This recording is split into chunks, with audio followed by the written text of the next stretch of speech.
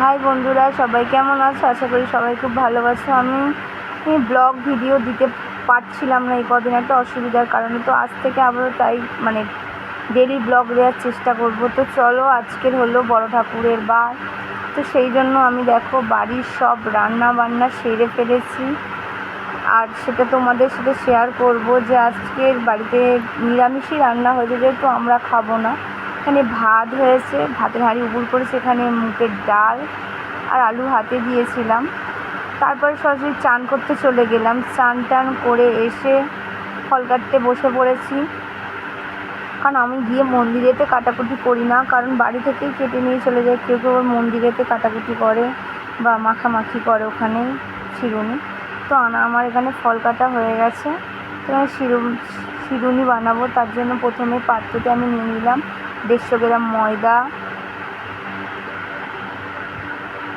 150 গ্রাম আটা,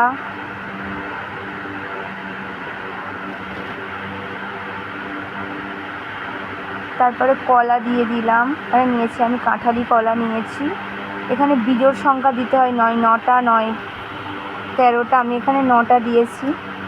আর এখানে নিয়েছিলাম আখের গুড়, যেটা প্রধানত শিরুনির জন্য লাগে। আর এখানে নিয়েছিলাম চিনি। তারপরে প্রথমেই ওই কলা, আখের গুড় ও ময়দা আটাটা ভালো করে আমি মাখিয়ে নিচ্ছিলাম। গায়ে যত প্রেশার আছে দিয়ে কলাগুলো যাতে একটু জল, পরিমাণ মতো জলও দিয়ে দিলাম। দিয়ে এবার এখানেতে আমি যা যা আর সব জিনিসপত্র আছে, চিনি দিতে হবে। সবাই কে কেমন বানাও তো আমি জানি না, যদি আমার এই বানানোর মধ্যে ভুল থাকে তো আমাকে কমেন্টে ঠিক জানিও। আমি এখানে দুধ দিয়ে দিলাম। আমি কিন্তু এরকমই বানাই শিরুনি, আমি যবে থেকে বড় ঠাকুরের বার তুলেছি। তো এখানে দিয়ে দিলাম বাতাসা। তারপরে এখানে বাতাসার পরিমাণটা একটু কম পড়েছিল, আবার একটু দিয়ে দিলাম। কিচমিচ, কাজু দিয়ে দিলাম। এখানে মধু দেব, ঘি দেব, এলাচ, ছোটো এলাচ দিয়ে দিলাম। তারপর এখানে দু চামচ আমি মধু দিয়ে দেব, একটু ঘি দিয়ে দিলাম। ভালো করে আবারও মাখিয়ে নেব। মাখিয়ে নেবার পরে এখানে আমি আরও দ্রব্য জিনিস আছে, যেমন আদা কুচিটা দিয়েছিলাম, সেটা তোমাদের বলতে ভুলে গিয়েছিলাম।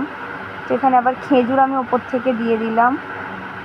কেউ কেউ নারকেলও দেয়, যেহেতু নারকেল নেই। আর এখানে তুলসী পাতাটা দিতেই হয়, কারণ তুলসী পাতা নারায়ণ বাস, আগে নারায়ণকে সন্তুষ্ট করতে। তো তুলসী পাতা দিয়ে পুজো দিয়ে আমি এখানে রেডিও হয়ে গেছি। তো রেডি হয়ে আমাকে কেমন লাগছে কমেন্ট করে জানিও। তো আমি চলে গেলাম। বাইরেতে প্রচণ্ড বৃষ্টি হচ্ছে, তো যা হোক করে এলাম মন্দিরেতে। সে কি পুজো বসে গেছে, তো সেকেন্ড পুজোটা আমাকে ধরতে হবে, তার জন্য আমি এখানে ওয়েট করছিলাম। তারপরে পুজো হয়ে যাওয়ার পরে আমরা পুজোয় বসেছি। তো এই মা বাবার পুজো, এনাকেই বড় ঠাকুর বলে। এনাদের আজকে পুজোটা কেমন লাগলো আমার